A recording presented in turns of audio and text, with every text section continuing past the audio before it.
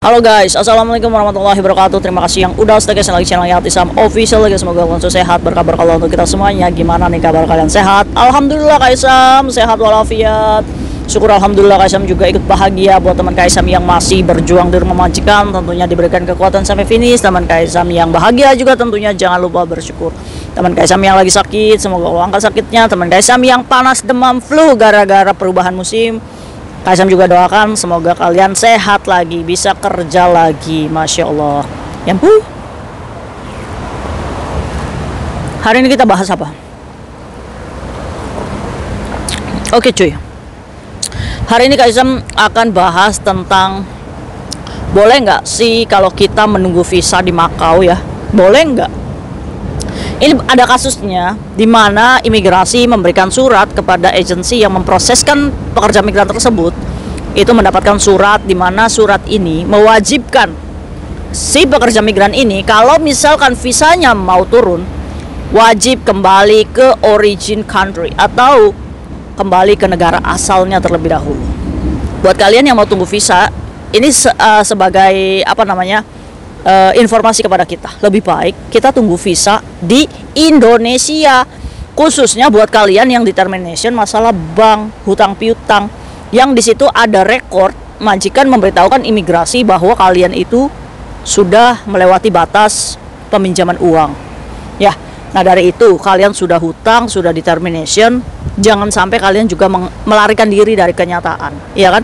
Walaupun Kaisam paham perasaan kalian gimana, ketakutan menghadapi keluarga yang pulang dengan kegagalan, ya kan? Bukan gagal cuy, tapi keberhasilan yang tertunda, ya sama aja kayak Tisam.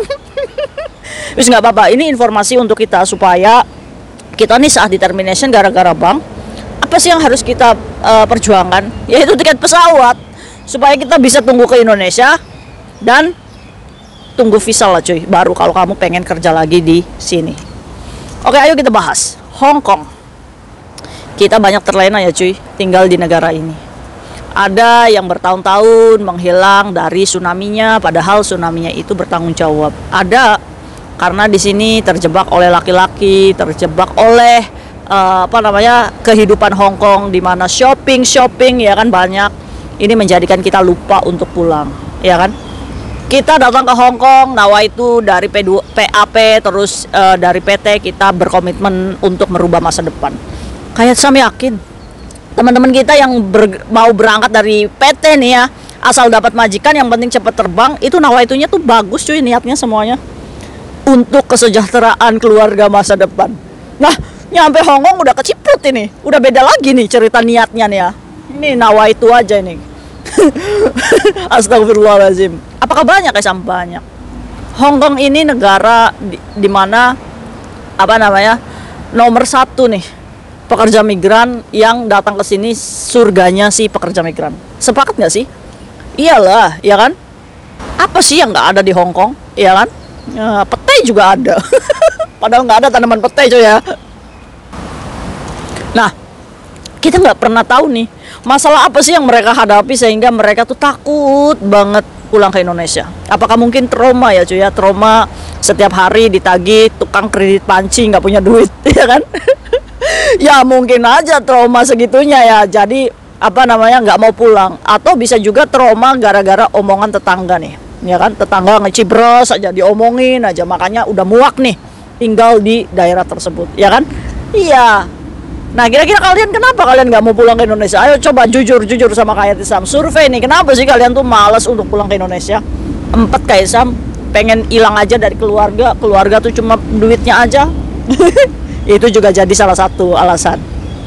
Oke, pekerja migran ini kita sebut aja Mbak Rini. Mbak Rini ini bekerja di Hong Kong, ini alhamdulillahnya banyak hutang. Nah dari bank A, B, C, D, ya kan? Dimana ini sudah melewati batas kemampuan membayarnya pastinya.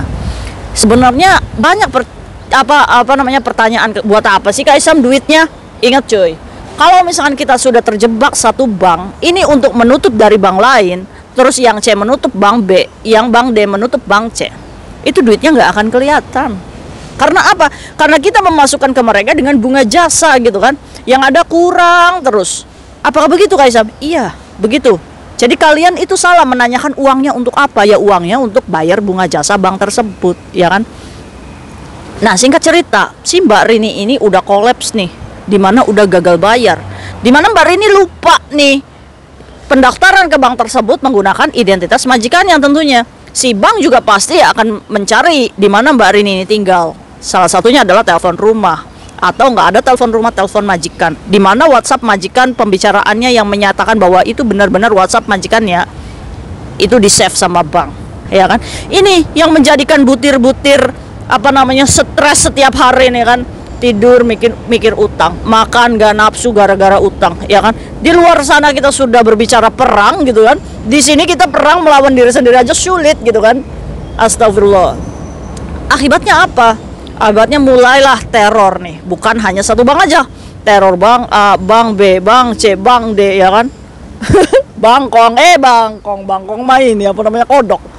Akhirnya sampailah tuh ke handphone majikan. Tulilit setiap hari, tulilit ya kan. telepon rumah kalian kalau tulilit pasti deg-degan ya yang punya utang. Apakah mungkin bang? Aduh bang, gimana nih cara nyabutnya? Kalau saya cabut teleponnya nanti majikan saya telepon nanya nenek gimana ini. Aduh udah putak semaput ya kan. Apalagi majikannya yang maafan. Kamu Cece yang hutang aja, buat apa sih duitnya, ya kan? Ada nggak sih majikan yang ngomelin kayak gitu? Pastinya ada, ya kan. Dengan perkataan kasar, emosi majikan ini ya harus terima, karena kita konsekuensinya memang kita salah, ya kan. Nah kalau sudah terlilit banyak ini, ampun, iya kan. Akhirnya apa? Jalan satu-satunya di mindset kita, saya punya paspor nih, lumayan nih, saya gadekan ke rentenir, saya dapat 4.000 atau 5.000, bisa nutup satu bank. Ternyata bank-bank yang lainnya gimana cara nutupnya, ya kan. Yang penting pada hari itu saya selamat deh bayar itu tanpa diteror, ya kan. Akhirnya datang tuh gadein paspor, ucluk. Cece tolongin saya, paspor saya gadai 4.000 5.000, cairnya kurang dari 4.000. Ya iya, rentenir juga nggak mau rugi lah, potong jasa di awal, ya kan. Ini kan pembodohan nih. Akhirnya sudah dipotong, masuklah tuh 3.600. Aduh kayaknya saya nggak cukup nih bayar untuk bank ini. Cari pinjaman lagi ke teman, menangis sama teman. Bantuin saya dong, saya hari ini deadline, kalau enggak saya diteror majikan, ya kan. Kalaupun dibayar bank itu juga tetap akan diteror bank-bank lain. Kenapa kamu pusing-pusing cari pinjaman? Hadapi saja sih, ya kan. Toh dokumen ada di tangan kita. Tapi lagi-lagi teman kita ini terlalu pengecut. Dia terlalu berpikir, teman kita punya uang ini bisa menolong kita. Orang teman kita aja punya utang lagi kok, gimana mau nolong kita? Ya kan, celakanya paspornya si Mbak Rini ini sudah digadaikan. Wes, kolaps. Akhirnya apa? Akhirnya bener kan apa yang dikatakannya Asam. Majikannya udah empet ini surat ini kan, sampai box surat majikan itu full gara-gara hutang bank Cece-nya. enggak gitu juga. Ya tapi kan sekalinya bawa surat nih naik ke flat, ini suratnya Cece-nya semua dibuka, sebet cicilan tagihan 25.000. Majikan udah lemes, ya kan. Buka lagi, tagihan 5.000, ya kan. Dihitung, dijejer di meja ada 5 bank.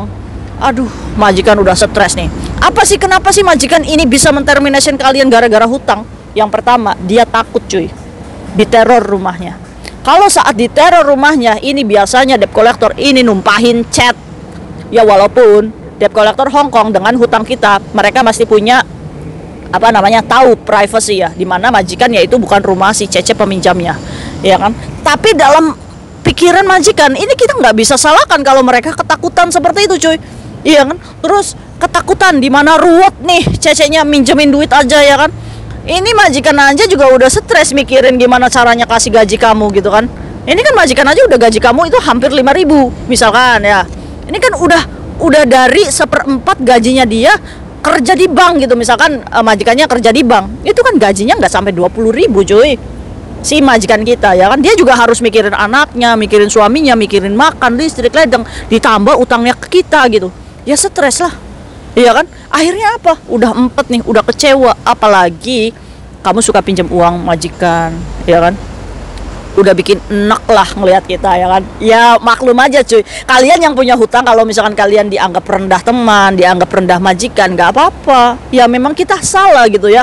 Kita jangan lupa selalu ngesor, minta maaf, jangan nantang majikan. Yang kita mampu bayar nih, kita bisa kirim dari Indonesia ke sini duit dari mana? Orang keluarga kita aja sulit gitu, ya kan. Nah, biasanya saat kita sudah mendapatkan surat bank begitu banyak, apa yang dilakukan majikan?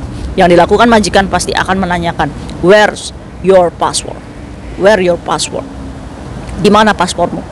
Wis, deg-degan lagi nih. Majikan kalau sudah nanya paspor di mana, ternyata paspor kita digadai juga untuk pinjam. Udah nggak ada kata lain kayak Mbak Rini ini.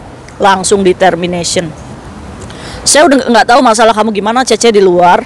Udah, sekarang kita putus kontrak saja. Ya, kita selesaikan semuanya. Akhirnya apa?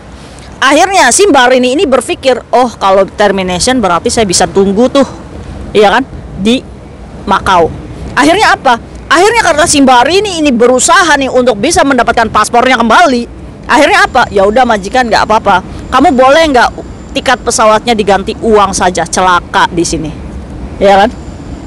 Akhirnya apa? Akhirnya dikasihlah uang di mana harganya di bawah tiket pesawat. Pastinya kalau diuangkan itu harganya lebih murah daripada tiket pesawat, cuy.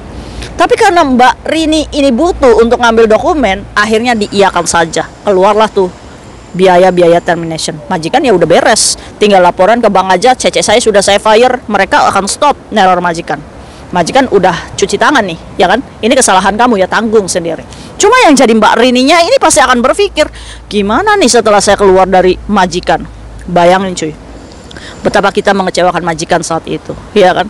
Majikan kalian itu mengejeng kalian dari Indonesia, berharap kamu itu bisa bekerja dengan keluarganya, ya kan? Berharap menjadi bagian dari keluarganya, yang nganter anaknya ke sekolah, balik lagi, yang jaga orang tuanya dengan penuh kasih sayang, ya kan?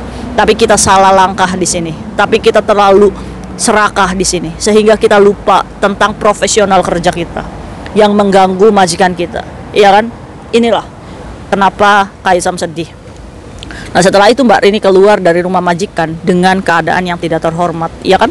Karena majikan kita tahu aib kita, ya kan? Akhirnya surat termination itu dibuat dengan alasan Cece saya banyak hutang di luar sehingga dia tidak bisa bekerja secara profesional with my family. Hancur nggak tuh alasannya? Hancur lah. Ya tapi itu hak majikan gitu kan. Akhirnya surat termination dikirimlah ke imigrasi, ya kan? Mbak Rini ya punya dapat fotonya aja. Keluarlah, ambil paspor. Setelah paspor diambil, cari majikan dalam waktu 14 hari tanda tangan kontrak. Di mana agennya mengiyakan nih tunggu visa di Makau. Akhirnya outlah nih si Mbak Rini ini ke Makau, ya kan? Di sana di Makau Mbak Rini ini harus biaya sendiri, beli makan sendiri, bayar boarding house. Karena di dalam pikirannya itu ya menggampangkan itu, cuy. Karena udah terbiasa berhutang, dia ini menggampangkan. Oh ya udahlah, nanti juga imigrasi akan menurunkan visa 1 bulan 2 bulan saya balik lagi ke Hong Kong dengan pekerjaan yang baru. Inilah bibit-bibit teman kita ini yang selalu menggampangkan segala sesuatu. Akhirnya apa? Datanglah surat ke agensi yang menyatakan bahwa yang bernama Mbak Rini harus out terlebih dahulu dan kembali ke negara originalnya, negara asalnya, yaitu apa? Ya Indonesia lah, ya kan? Akhirnya apa? Akhirnya si Mbak Rini ini harus beli tiket pesawat sendiri. Nggak boleh, visanya tidak akan turun kalau si Mbak Rini ini tidak ada catatan untuk kembali ke Indonesia dulu. Modal tiket pesawat, ya kan? Yang tadinya kita menggampangkan, ternyata imigrasi, kamu turun visanya asal kamu balik dulu ke Indonesia, ya kan? Aturannya cuy. Sekarang sudah banyak nih yang terdetek tunggu visa di Makau, banyak mendapatkan surat untuk balik lagi ke Indonesia dulu. Jadi apa? Ya jadi apa? Ya pulanglah si Mbak Rini menggunakan tiket pesawat yang dikirim oleh keluarganya.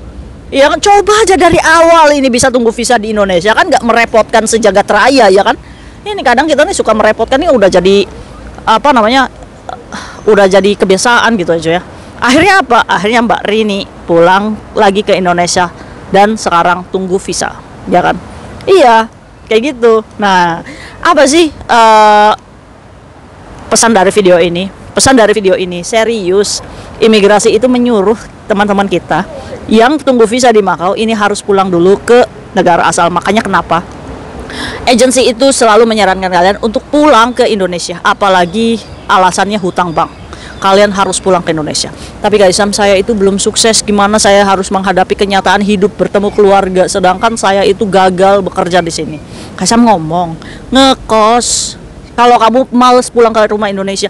Tapi sebagai manusia ya, kamu harus menghadapi kenyataan. Keluarga kamu juga harus tahu sengsaranya kamu. Walaupun kita bersalah, kamu berjanjilah sama keluarga kayak itu. Doakan saya ya Mak, doakan saya ya Pak. Nih, saya balik lagi ke Hong Kong, insya Allah saya akan memperbaiki keadaan. Ridho orang tua, ridho suami, ini yang mengantarkan kamu itu mendapatkan kemudahan, lebih berkah kerja cuy. Jangan ngilang dulu ke Macau gitu, ya kan? Biar kalian itu jangan bangkrut, jangan buang-buang tiket pesawat, ya kan? Kalau kamu determination dan sudah tanda tangan kontrak dengan majikan, tunggu visa di Indonesia, ya. Aduh, mumet ya cuy ya. Oke, jadi mungkin itu aja sharing sama hari ini. Semoga bermanfaat untuk kita ya cuy ya. Buat kalian yang determination, tetap semangat. Kalau misalkan pertanyaannya apakah karena kasus bank ini majikan bisa blacklist, tidak bisa ya cuy ya. Majikan tidak bisa memblacklist. Yang bisa memblacklist ini adalah imigrasi itu sendiri. Tapi laporan majikan ini bisa menjadikan imigrasi untuk berpikir untuk menurunkan visa kamu. Tapi pihak imigrasi pun tidak berpihak 100% kepada majikan. Imigrasi pasti akan menanyakan ke kamu, kenapa kamu determination dan belum sampai finish, apalagi dalam 1 tahun 2 kali. Nah, kamu wajib menjelaskan ke imigrasi ya cuy ya. Nggak apa-apa, jujur aja. Ya kan, dari kejujuran kamu, dan kamu juga jangan lupa memohon untuk diberikan kesempatan bekerja lagi di Hong Kong karena kamu masih butuh pekerjaan dan uang. Dan berjanjilah untuk bekerja dengan baik-baik. Insya Allah visa kamu turun dan kamu balik lagi ke sini, buktikan. Jangan diulangi lagi setelah kamu mendapatkan kesempatan kedua. Oke? Mungkin itu aja sharing sama hari ini. Semoga bermanfaat untuk kita. See you next video. Bye-bye. Assalamualaikum warahmatullahi wabarakatuh. Bye. Termination bukan akhir dari segalanya. Berjuang lagi.